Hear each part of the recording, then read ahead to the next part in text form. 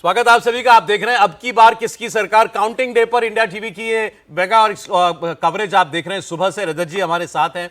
अब ये जो मैंडेट जनता ने दिया है इसको समझने के लिए थोड़ा सा हमें रजत जी की भी मदद लग रही है। बार बार वो इसमें एक्सप्लेन कर रहे हैं क्योंकि इसमें फुल मेजॉरिटी बीजेपी के लिए नहीं है, लेकिन प्रधानमंत्री नरेंद्र मोदी बनेंगे इसमें कोई शक दिखाई नहीं देता। बल्कि थोड़ी देर में खबरें आना शुरू हो जाएंगी कि नई सरकार का स्वरूप कैसा होगा, नई सरकार कब शपथ लेगी, क्योंकि यह आंकड़ा कंफर्टेबली 272 के ऊपर दिखाई दे रहा है।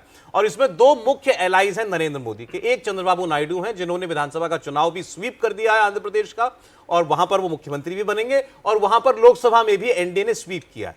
दूसरी ओर अगर आप देखिए जो दूसरे एलाई हैं वो बिहार से हैं। अब वो है नीतीश कुमार। नीतीश कुमार का स्ट्राइक रेट वहां पर बीजेपी से भी अच्छा है।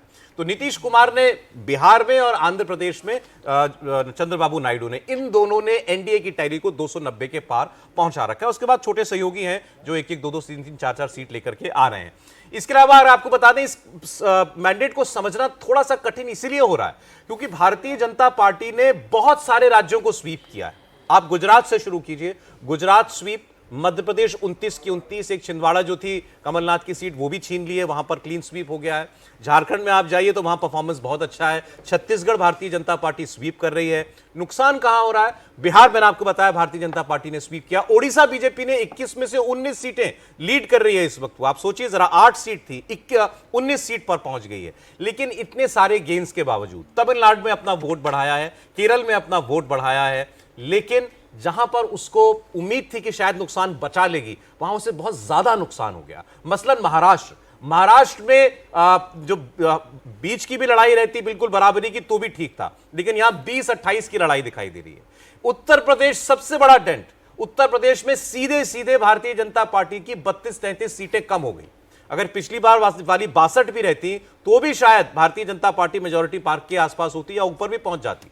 लेकिन इस वक्त सीधे 30 सीटों का नुकसान उत्तर प्रदेश से हो गया। 32 सीट पर भारतीय जनता पार्टी आगे चल रही है, 36-37 सीटों पर समाजवादी पार्टी आगे चल रही है, 8 सीट पर कांग्रेस पार्टी लीड कर रही है। इसकी कोई कल्पना चुनाव के दौरान तो नहीं कर रहा था, लेकिन यह उत्तर प्रदेश में होता हुआ दिखाई दिया।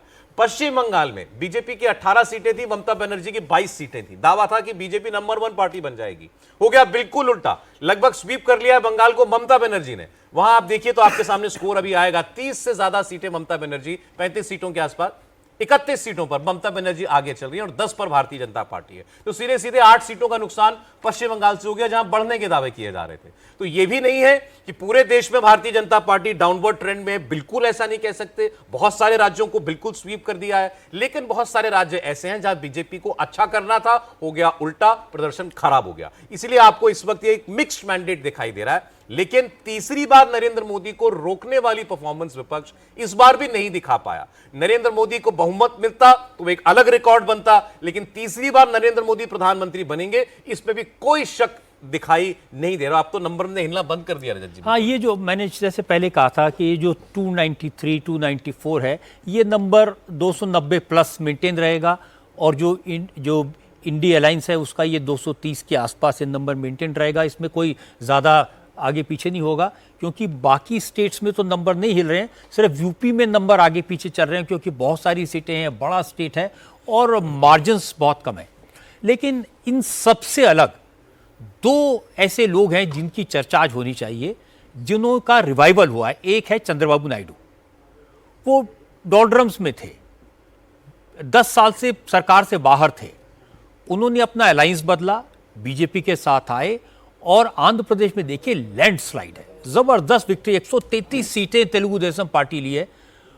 उनको पिछली सरकार ने जेल में बंद कर दिया था, प्रताड़ित किया था। उन्होंने बीजेपी के साथ और पवन कल्याण, दो लोग के साथ में अलायंस किया, तरीके से सीटों का डिस्ट्रीब्यूशन किया, जोर लगा के लड़े। और दूसरा नीतीश कुमार हालांकि मुख्यमंत्री थे, लेकिन उनको ढलती उम्र वाला कहा जा रहा था, उनकी राजनीति खत्म होने वाली ये कहा जा रहा था, उनका वोट बैंक नहीं है ये कहा जा रहा था। पिछले असेंबली इलेक्शन में वो बीजेपी के मुकाबले कम सीटें जीत कर आए थे, लेकिन इस बार उन्होंने रिवर्स कर दिया, अपनी ताकत भी दिखा दी अपना वोट बैंक भी दिखा दिया और ये भी दिखा दिया कि वो बिहार में बीजेपी से बड़ी पार्टी हैं, ज्यादा सीटें जीतकर आ सकते हैं। तो ये दो कैरेक्टर्स ऐसे हैं जिनकी चर्चा आज के दिन जरूर होनी चाहिए। अब तो लगातार करनी पड़ेगी क्योंकि एनडीए की सरकार इन्हीं के बूथे चलेगी। हुसैन रिजवी मेरे साथी, वो भी स्टूडियो में आ चुके हैं। हुसैन ने बहुत एक्सटेंसिवली ट्रैवल किया है इस बार इन चुनावों के अंदर, खास तौर पर उत्तर प्रदेश में। मुझे नहीं लगता कोई जगह छूटी होगी जहां आप यूपी में नहीं गए होंगे। तो यूपी ने सबको हैरान कर रखा है। बिल्कुल, यूपी ने सबको चौंका कर रख दिया। हालांकि बहुत सारे जो सीनियर जर्नलिस्ट हैं यूपी के, उनसे जब मेरी लगातार मैं उनसे टच में था, वो ये आंकड़ा जब कहते थे मुझसे कि 40-40 की नेक फाइट होने वाली यूपी में, तो मैं हैरत में पड़ जाता था। उसमें कई नाम मैं ले भी सकता हूँ, लेकिन शायद यहाँ बेहतर ना हो। लेकिन वो हो के दिखा, वो हुआ है इस बार। और ख़ासतौर से मैंने उन सीटों को कवर किया सौरभ जहाँ जो मुस्लिम पॉपुलेटेड सीट कही जाती है, मुस्लिम बाहुल्य सीटें। और ये किसी से छिपा नहीं है कि मुसलमानों का जो वोट है वो किस तरह से पड़ता है।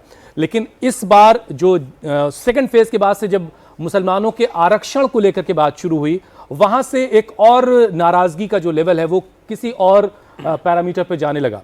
जो मुसलमानों को आरक्षण दे दिया जाएगा और ओबीसी से लेकर के दे दिया जाएगा, जबकि सच्चाई कुछ और थी। सब जानते हैं कि मुसलमानों के कुछ वर्गों के लोगों को आरक्षण पहले से मिल भी रहा है। तो वहां से सिचुएशन और ज़्यादा बदली। हालांकि उसमें बहुत सारी कुछ इस तरह की बातें लगातार हो रही थी कि दरी बिछाने का काम मुसलमानों को बंद करना चाहिए, और लगातार ओवैसी साहब भी कह रहे थे, और मुसलमानों के कुछ सेक्शंस के कुछ लोग भी ये बार बार बातें कह रहे थे कि मुसलमानों को समाजवादी पार्टी ने दरी बिछाने वाला बनाकर रख दिया है, और उनकी जो उनका जो हिस्सेदारी उनकी जो है टिकटों में वो नहीं मिल रही उनको। लेकिन उसको बहुत सारे दूसरे लोगों ने मैनेज किया, और हिकमत के तहत ये कहा गया कि नहीं, अभी शायद वो वक्त नहीं आया कि आप उस पर बहुत ज़्यादा डिमांड रखें, और जितनी सीटें आपको दी जा रही उतनी सीटें आप लड़िए। और पहले अभी का जो फेज़ है, जो सिचुएशन है, मतलब ये कि बीजेपी को रोकने का एक जो टास्क है उसको पहले टैकल किया जाए, उसके बाद आगे की चीज़ों पर बात होगी। तो मुझे लग रहा है कि वो सारी चीज़ें, मुसलमानों का वोट एक तरफा, सीधी सी बात है कि बीजेपी को रोकने के लिए होता है, वो इस बार उसमें क्या इस बार कुछ अलग हुआ? वो तो हमेशा होता है जैसा आपने भी कहा, लेकिन इस बार क्या उसमें कोई बिखराव नहीं हुआ? बिल्कुल ऐसा, ये इस बार को देखकर ऐसा इस बार ये हुआ कि बीएसपी के खड़े होने के बावजूद बीएसपी को बहुत ज्यादा वोट नहीं गया। इस बार ये हुआ है, बहुत ही इंटैक्ट होकर के मुसलमानों ने वोट किया मुझे लगता है। और बिखराव के नाम पर के बहुत कम मैं मान रहा हूं कि बिखराव होगा। जैसे आप सहारनपुर की सीट ले लें, इमरान मसूद ठीक ठाक करीब 50,000 वोटों के अंदर से लीड कर रहे हैं, अभी आगे बढ़त बनाए हुए हैं वो। और वहाँ देवबंद से लेकर के सहारनपुर तक 2 अलग अलग स्टेशन, वहाँ पर मैंने जब लोगों से बात की, हर जगह मुसलमानों का वोट एक तरफा इमरान मसूद के लिए गया है। वहाँ कोई बिखराव इस तरह का नहीं हुआ। आप इकरा हसन को ले लीजिए, आप किसी और इलाके में चले जाइए, रामपुर चले जाइए, तो जो बीएसपी के जो कैंडिडेट थे उनको कोई बहुत ज़्यादा वोट नहीं गया मुसलमानों का। 1-2%, आप 5% तक चले जाएं, लेकिन उससे ज़्यादा नहीं हो सकता। एकदम से तय था कि मुसलमानों को वोट एक तरफा उस पार्टी को जाएगा, उस कैंडिडेट को जाएगा जो बीजेपी को रोक सकता है। लेकिन इसमें नाराज़गी भी शामिल हुई जब मुसलमानों को आरक्षण और बहुत तरह की बातें होनी शुरू हुई। लेकिन हुसैन, इसको 2019 के संदर्भ में समझे तो उस समय भी मुसलमानों का वोट तो बिल्कुल नहीं बिखरा होगा, सपा बसपा को ही दिया था। इस बार नया क्या था? नहीं, उस बार बीएसपी ने वोट, आप आजमगढ़ वाला केस, सपा बसपा साथ कैसे भी एक मुश्किल आया। तो मुझे नई बात क्या हुई इस बार, ये नहीं समझ में आया आपके विश्लेषण में। नई बात इसमें कुछ भी नहीं हुई है, बस ये कि इसमें बहुत सारी दूसरी नई बात दूसरे सेगमेंट से हुई, दूसरे हिस्सों से हुई है। मुसलमानों का वोट तो कंसोलिडेट था, लेकिन साथ साथ SC ST OBC का वोट भर भर के इस बार जो है वो गठबंधन को गया, इंडिया अलायंस को गया है, और उसने इस पिक्चर को पूरी तरह से शायद बीजेपी को जो 3%, 5%, कोई कहीं 8% भी मिलता था वोट, शायद इस बार वो बिल्कुल नहीं गया हो। ये अब जब डिटेल आएगी तब पता चलेगा हमको। लेकिन ऐसा नहीं कि बीजेपी को मुस्लिम वोट बिल्कुल नहीं मिलता था। नहीं, पर मुस्लिम वोट अगर आप मैं एग्जिट पोल की बात नहीं करना चाहता, लेकिन एग्जिट पोल तो कह रहा था 1% मुस्लिम वोट बीजेपी को मिला है। ये बात तो है ना कि मुस्लिम वोट जो है वो, जैसे मैंने पहले भी बताया था कि 50 कुछ % से 70 कुछ % ऑपोजिशन की तरफ गया है। उसमें बीजेपी का, अगर उत्तर प्रदेश की भी बात करेंगे, उत्तर प्रदेश में भी बीजेपी को जो वोट मिलता था उसमें बहुत भारी कमी मुसलमानों के वोट में आई है। ये भी जो है एग्जिट पोल दिखाते हैं कि ऐसी कमी आई है। अब उसको आप कैसे एनालाइज करते हैं वो बात। हुसैन जो बात कह रहे हैं कि सिर्फ मुसलमान फैक्टर से नहीं समझ सकते, जो दूसरे सेगमेंट्स, स्पेशली SC का वोट काफी खिसका है देश भर के, देश में कई इलाकों में। बल्कि इसमें सर एक, चाहे वो महाराष्ट्र, राजस्थान, मैं कहता हूं कि मुसलमान तो ना 3 में है ना 13 में, इस पूरे मामले में उसका वोट तो किसी को सपोर्ट कर रहा है, किसी को जिताने में मदद कर रहा है। मैं थोड़ा सा आपसे सहमत हूँ। उसका वोट बेसिक है, उसमें दूसरे वाले सपोर्ट कर रहे हैं।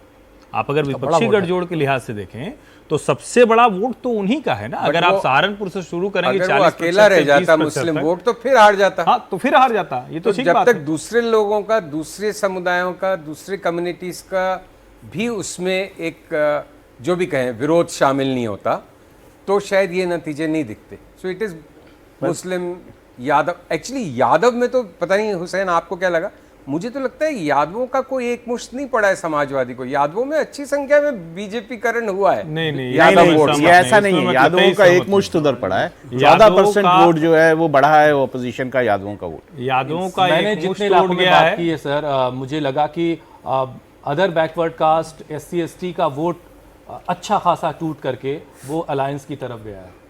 इलाहाबाद में, फैज़ाबाद में और दूसरी जगहों पर मैंने बात की। अब फैज़ाबाद की सीट कई सारे सीनियर जर्नलिस्ट से मैं वहाँ लगातार टच में था, और जो लोग लड़ा रहे हैं लल्लू सिंह को, वो घबराए हुए थे कि जो वोट वहाँ की एक लड़ाई वहाँ की ठाकुर और ब्राह्मण वाली रही हमेशा से।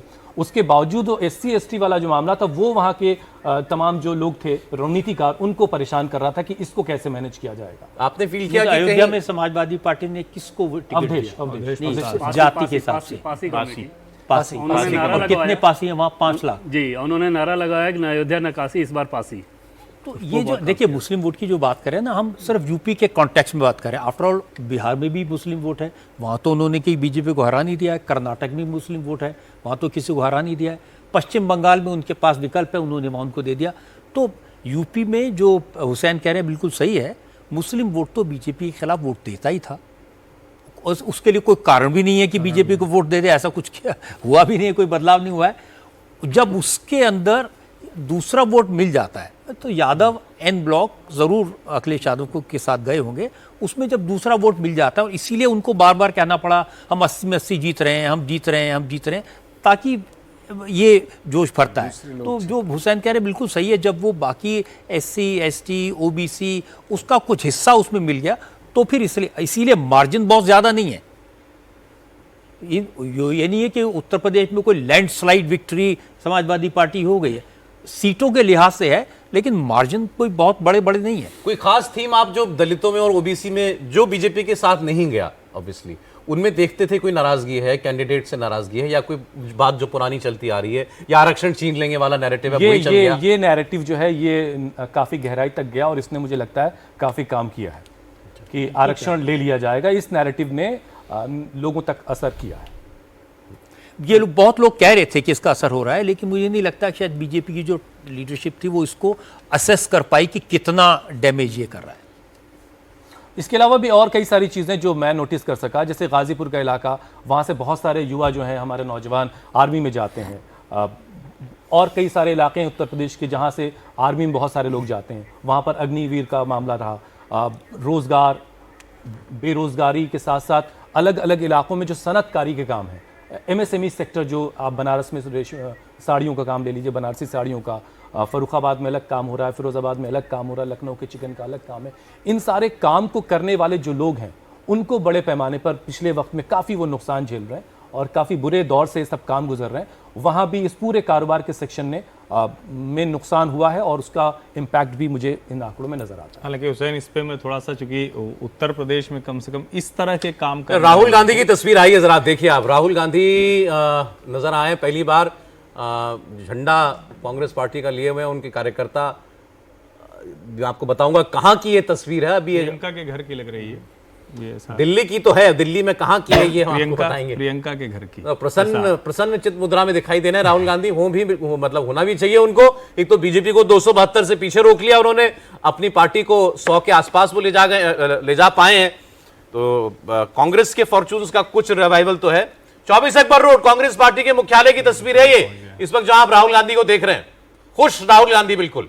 अब 295 तो उनका वाला भी नहीं हुआ जो वो कल कह रहे थे, सिद्धू मूसेवाले का गाना सुना है 295, तो वो तो उससे भी देखिए उनका पर्पस सिर्फ एक था, नरेंद्र मोदी दोबारा प्रधानमंत्री न बने, और वो सिर्फ यही कहते थे कि लिख के ले लीजिए 4 जून को नरेंद्र मोदी हट जाएंगे, नरेंद्र मोदी प्रधानमंत्री नहीं बनेंगे।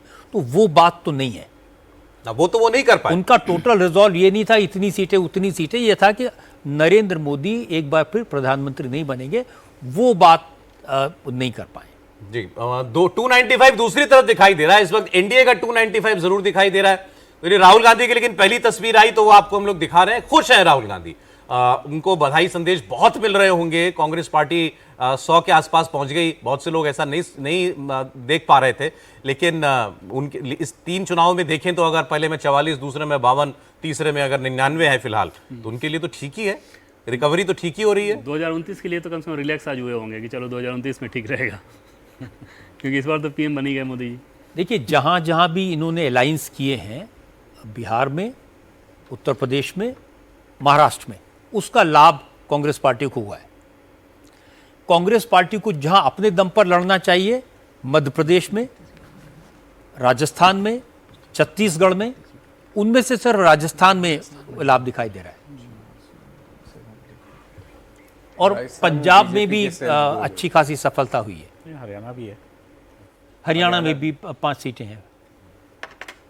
या मुझे वो लोग ढूंढ के मैसेज कर रहे हैं जो कह रहे थे कि 250 सीटें आएंगी भाजपा की कुछ लोग हमारे कार्यक्रमों में भी आते रहे, तो अब वो सब ढूंढ के कह रहे हैं कि याद है ना आपको मैंने क्या कहा था। हमारी प्रोग्राम की सब निकाल के दिखा रहे हैं। ठीक है, खैर ये बात जिसका भी आंकलन सही बैठा, जिसका गलत हुआ वो गलत हुआ। अब तो इसमें कोई कुछ कर नहीं सकता, जो है वो हमारे सामने है। हाँ, एक बात, ये इस बात को बार पकड़ के लाओ जिन्होंने एग्जिट पोल किया था। नहीं सर, मुझे लगता है ये बात आपके जरिए एक बार और चली जानी चाहिए। जिन लोगों ने भारत के पूरे चुनाव को बदनाम करने की कोशिश की, उनके लिए तो 2 शब्द होने ही चाहिए। देखिए, ये मैं बिल्कुल साफ कहना चाहता हूं कि बहुत सारे लोगों ने ये कहने की कोशिश की कि मोदी को वोट नहीं पड़ते हैं, मोदी ईवीएम में हेराफेरी से जीतते हैं, पिछले जो 2 चुनाव जीते ईवीएम में हेराफेरी से जीते, या फिर ये कहना कि इलेक्शन कमीशन उनके साथ है, उन्होंने वोट बढ़वा दिए हैं, वोट कम थे वोट बढ़वा दिए हैं। ये यहाँ तक किसी नेता ने दिखाया कि साहब वो जिस ईवीएम में मोदी के वोट नहीं पड़ते उस ईवीएम को बदलवा देते हैं। और मैं बार बार ये कहता था 12 lakh EVM machine, 12 lakh booth, हजारों लाखों लोग उसके अंदर काम करने वाले पार्टियों के कार्यकर्ता, ऐसा कुछ नहीं हो सकता। लेकिन पूरी दुनिया में यह मैसेज दिया गया कि हिंदुस्तान में इलेक्शन फ्री एंड फेयर नहीं होता, जबकि पूरी दुनिया को मैसेज ये जानना चाहिए था, देखिए हमारे यहाँ जम्मू एंड कश्मीर में भी फ्री एंड फेयर इलेक्शन हो रहा है, हमारे यहाँ पाकिस्तान की तरह इलेक्शन नहीं होता, हमारे यहाँ कोई पुतिन की तरह इलेक्शन नहीं होता, बट एक रिवर्स मैसेज दिया गया। वो मुझे लगता है कि इस पूरे चुनाव की सबसे बड़ी उपलब्धि है। अब कोई ये नहीं कहेगा कि ईवीएम में गड़बड़ की, कोई ये नहीं कहेगा कि डीएम को फोन करके रिजल्ट बदलवाया, कोई ये नहीं कह सकता कि एक नकली ईवीएम से वोट डलवा दिए गए या इलेक्शन कमीशन ने किसी को फेवर कर दिया। ये चीज़ें मुझे लगता है कि आज के बाद ये बंद हो जानी चाहिए। कल भी सौरभ कौशाम्बी के जो समाजवादी पार्टी के कैंडिडेट हैं, उन्होंने बाकायदा प्रेस कॉन्फ्रेंस करके चुनाव आयोग पर आरोप लगाया था। फिर चुनाव आयोग ने तुरंत उसको खारिज किया कि ये फैक्चुअली आप इनकरेक्ट आरोप लगा रहे हैं। उसको वेबसाइट पे भी डाला गया। भूपेश बघेल ने कल 2 बार इस बात को लेकर शिकायत की, सार्वजनिक शिकायत की। फिर एक तीसरा केस ऐसा आया जिसमें यह बताया गया कि काउंटिंग का जो सेंटर है उसमें एक अलग गेट बनवाया गया है जिसके सहारे बाद में ईवीएम लेके आया जा सके। अच्छा, अब पीछे के दरवाजे से लिखित हर तरह की चीजें चीजें थी। और इसमें ये जो सो कॉल्ड सोशल मीडिया है, इसका एक बहुत बड़ा रोल है। वो हर तरह, कोई भी आदमी किसी भी तरह की बात कुछ भी लिख देता है और फिर उस लोग फॉरवर्ड करते हैं, उस पर यकीन करना शुरू कर देते हैं। अच्छा, प्रियंका गांधी का अभी एक सोशल मीडिया पोस्ट आया, एक्स पर उन्होंने पोस्ट किया है अमेठी के रुझानों को लेकर। प्रियंका गांधी ने लिखा है, किशोरी भैया मुझे कभी कोई शक नहीं था, मुझे शुरू से यकीन था कि आप जीतोगे। आपको और अमेठी के मेरे प्यारे भाइयों और बहनों को हार्दिक बधाई। किशोरी लाल जी को वो बधाई दे रही हैं जो स्मृति ईरानी से इस वक्त वहां पर लीड कर रहे हैं और अब उनका मार्जिन बहुत बढ़ गया है, तो अब अमेठी भी रिवर्स हो, इसकी कोई गुंजाइश जो है वो दिखाई ये इनको इस जीत से खास खुशी होगी क्योंकि स्मृति ईरानी ने राहुल गांधी को हराया था और ये बड़ा ब्लॉट था कांग्रेस के ऊपर। अमेठी में उनके घर में जाके हरा दें तो ये इनके लिए बड़ी चीज। मार्जिन क्या है? 80,000 करीब, 88। सर ब्रेक में यहाँ पर ले लूं, जाते जाते एक आंकड़ा आपको दे जाता हूं। यूं ही मैंने हर्षवर्धन से पूछा बीजेपी कितनी सीटों पर लड़ी थी, कांग्रेस कितनी सीटों पर लड़ी थी। अभी ट्रेंड्स के हिसाब से स्ट्राइक रेट अगर देखें तो बीजेपी का 55% है। 437 सीटें लड़ी, 240 पर आ गए, 55% स्ट्राइक रेट बीजेपी का। कांग्रेस का 42% है, नॉट टू बैड, और बहुत पीछे नहीं।